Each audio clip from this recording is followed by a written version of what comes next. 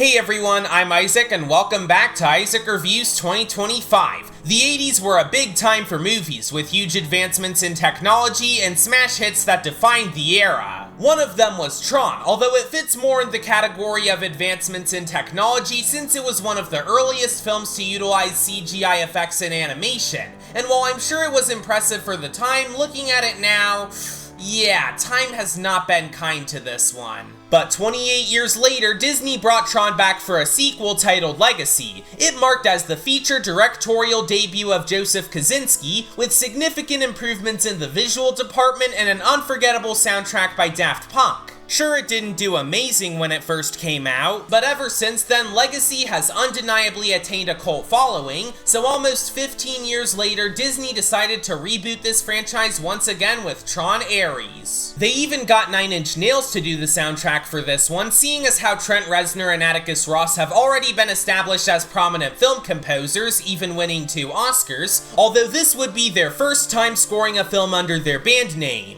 It sounded like this would be the big magnum opus of the Tron franchise, taking everything that fans loved about Legacy and transforming it into a massive cinematic event. But it seems like someone must have wished on a monkey's paw for this movie, because wouldn't you know it, it was being produced by and starring Jared Leto.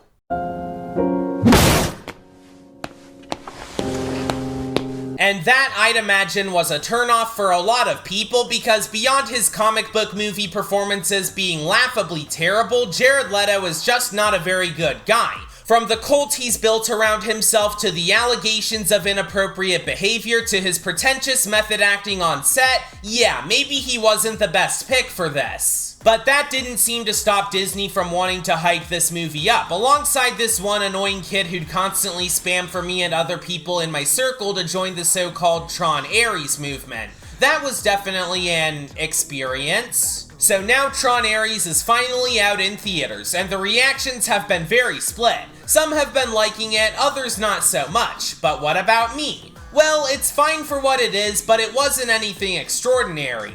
It centers around Ares, a highly sophisticated AI program built to be the ultimate war machine. But as he begins to gain autonomy beyond his programming, he's forced to leave the digital world for a dangerous mission in the real world. The biggest selling point of Ares is actually 9 Inch Nails' soundtrack. I knew Trent and Atticus would be cooking considering how well they've done with other film scores, and I'm happy to say that I was right. It's extremely unique compared to the other Tron movies with its distinct lack of any organic orchestral elements, yet it works excellently by taking the band's signature aesthetic and turning it into something more cinematic even compared to their other film scores. On top of that, the team at Industrial Light and Magic knocked it out of the park with the visuals, with the digital world being extremely immersive and eye-catching on top of the thrilling action scenes that take full advantage of whatever situation the characters find themselves in. Although from a writing standpoint, there are some pretty major glitches to be found. I like some of the ideas it tries to present about the impact of AI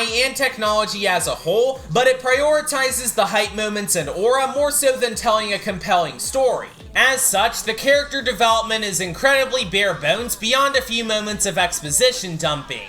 I guess the actors tried to salvage the script they were given, and some of them did an okay job, but the characters they were portraying had very little for me to latch onto. Not to mention, the writing is painfully predictable with nothing to make it stand out beyond the action, the interesting concepts are barely utilized, and it feels like there aren't enough scenes in the digital world despite how prominently it was advertised. It also has a handful of member berries moments, and while it was nice to see Jeff Bridges again, these scenes don't do much beyond trying to tap into the audience's nostalgia. In general, Tron Ares is definitely gonna be something that you'll either enjoy or hate. While it looks nice and has a great soundtrack, the writing and character development don't get as much time to shine, leading to a mostly hollow and forgettable experience. Maybe you'll enjoy some of the qualities I mentioned, but if you decide to wait for it on streaming, you're not missing too much. And unfortunately, given how disastrous its opening weekend has been, there's a pretty good chance that Disney will just forget about this franchise's existence altogether, even with the cult following that Legacy was able to get. That does suck, but if they end up making another Tron movie in a few decades' time, hopefully that one can be better, because the legacy that Ares is getting is that of a 5 out of 10.